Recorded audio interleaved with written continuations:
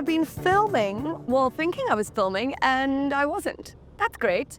But, oh, that's... Gee whiskers! Not okay. Guys, people, it is. No, well, you should have been in this lane already. Now this person's sticking their hands up at me going like, what's wrong? Well, you literally cut me off. This day, guys, when I started, so first of all, my husband told me that I look like a doctor in scrubs going out quickly for a coffee. So that's cool. And he's not in the dog box now, obviously. And then when I started filming, which I thought I was filming, and obviously I wasn't, my microphone fell under the seat, so I had to stop and get that. And now I realized that I wasn't actually filming. Cool. Anyway, what a segment. What a segment to come into. You've got your Toyota RAV4. You've got your Kia Sportage, my fave. You've got your Volkswagen Tiguan. And GWM goes, you know what? Let's just throw this guy in, which is the Haval H7, which comes in as a more like rugged and more budget-friendly offering. I kind of like that vibe. Speaking of budget-friendly, I put my details and these details into hippo.co.za, and how cool, my insurance cheapest one came out, 776 Rand, and an excess of 9.5. Not too shabs, I say. Not too shabs. You should put your deets in and tell me what you get. Put it in the comments below. Let's have like a little fun vibe here. Who gets the cheapest? That's fun. Haven't we done that before? Let's start it. So this is a flagship, right? And it sits above the H6. I'm in the 2-liter super luxury 4x4 version. There is a front-wheel driven, there is a front-wheel driven luxury model. And then coming in the second quarter is a mild hybrid super luxury version, just in case you wanted to wait for that. But let's talk about this for now. Like, okay, the outside. The exterior, I don't often talk about it because I always think it is so subjective. I love it. I think it's quite cool. It's quite boxy and sure-footed and like raw looking, which I really like. So I think that's cool. Go, go, go, go. Okay, if I'm giving you the gap, take it. Go, everybody. Come on. I mean, I even flashed. I had to fucking hit. Also, do you know what you can do? Do you know when someone lets you go? Say thank you. What? I mean, does it just like rain in Cape Town and everybody's heads go to absolute jelly? Because I cannot understand the driving, the pedestrians, don't even get me started on cyclists. I am so sick of cyclists, and I hope cyclists are listening to this. I'm having a vent now because I'm angry today. Every single morning, I walk my dog and sometimes my son to school. We have to go across a pedestrian crossing. I press the thingamajig so that the robot goes red and the little man goes green. And I'm teaching my son that you need to wait for that and cars must stop.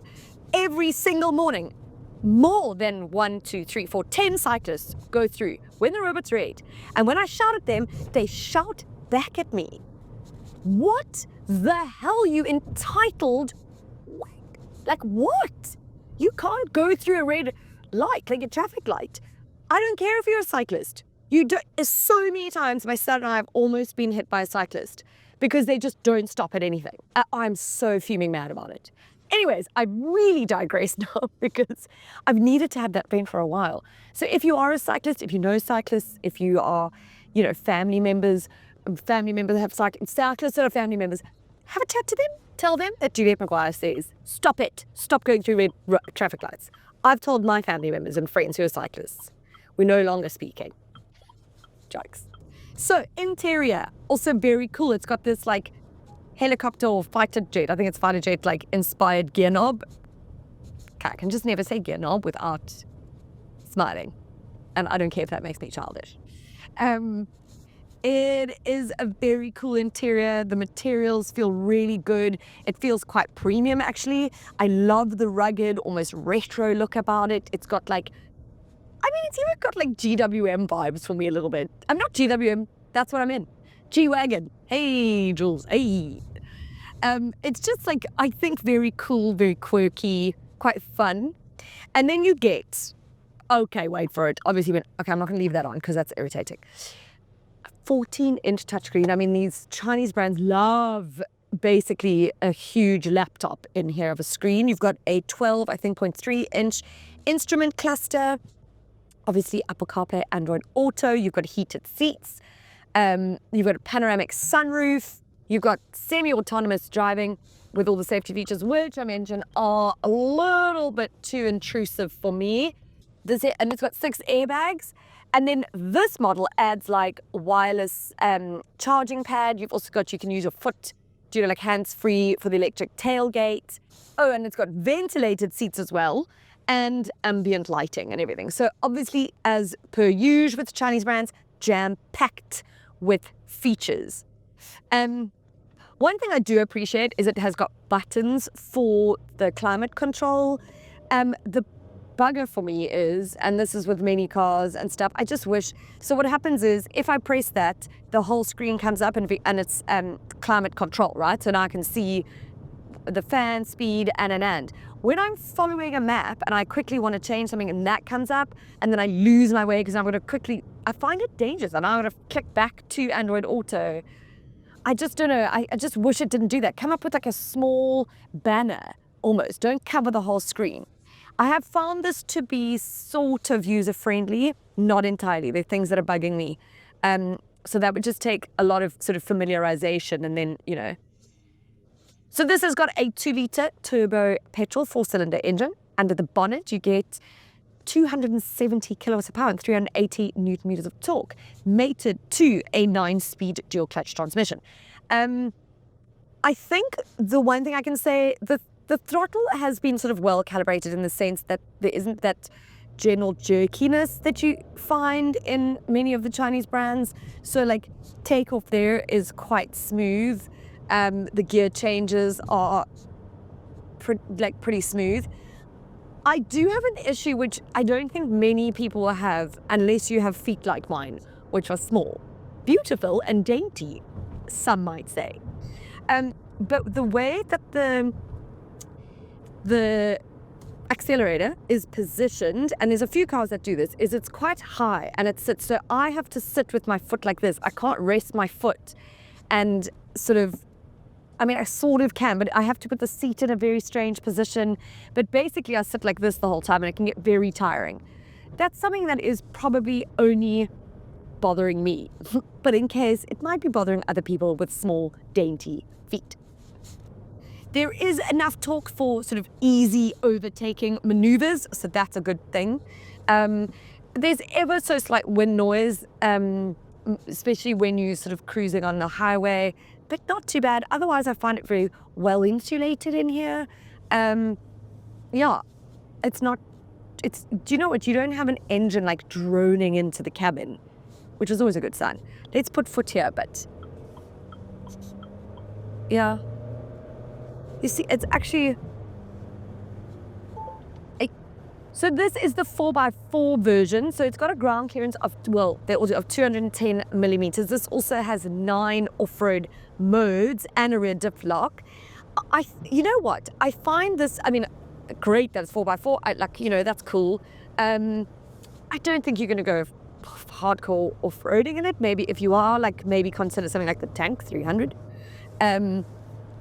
But I think you would be fine with the front-wheel driven model as well if you wanted to save some money. However, some people like the fact that, once you're on gravel and you can pop it into certain modes, it does give, I think, a little bit of extra peace of mind, maybe, which is pretty cool. Overall, just quite refined, smooth delivery, not a hideous drive. So I think this is probably one of the nicer drives I've had in a while in the sort of Chinese brand cars. But again, I'm not particularly comfortable. Like right now, I'm not comfortable. My foot's uncomfortable. The pinging at me is pissing me off. There's too many things that bother me. And so you need to take this for a drive, longer distance than around the block that what a sort of dealership might allow you to, sort of thing. How's this rain though? The middle of summer here in Cape Town. I love it. Oh, and I forgot to mention the fuel consumption. Wow. Told you it was a day.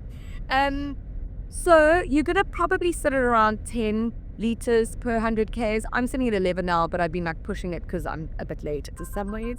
Okay. Yeah, that's been happening the whole time. So around 10 liters per 100 Ks you can expect, which isn't too bad considering. There's a couple of other things that are a bugger for me. One is that there is no volume button. So as much as there are buttons for aircon, there's no volume button. So that kind of sucks. And then you have to press between, because sometimes when you think you're pressing the volume button, you're actually changing stuff on the instrument cluster, and that is not great.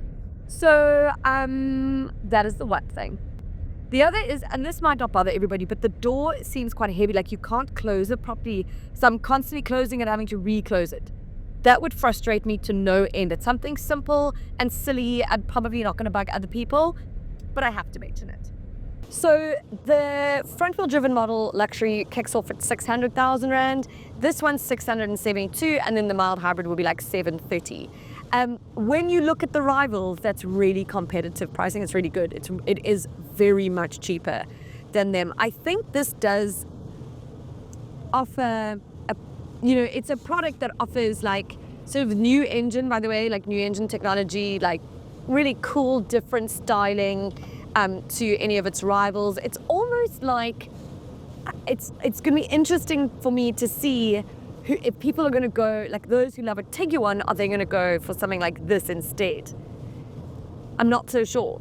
But it is nice for the alternative that if you don't have the budget for a Tiguan or a Sportage or whatever, that you then consider something like this. But like I say, you need to drive these a little bit more extensively than the sort of German brands and the ones that you're used to. Like, you know how VW is, you know how Hyundai is, you know, so yeah, give these a little bit more of a drive. That would be my advice. Really good advice.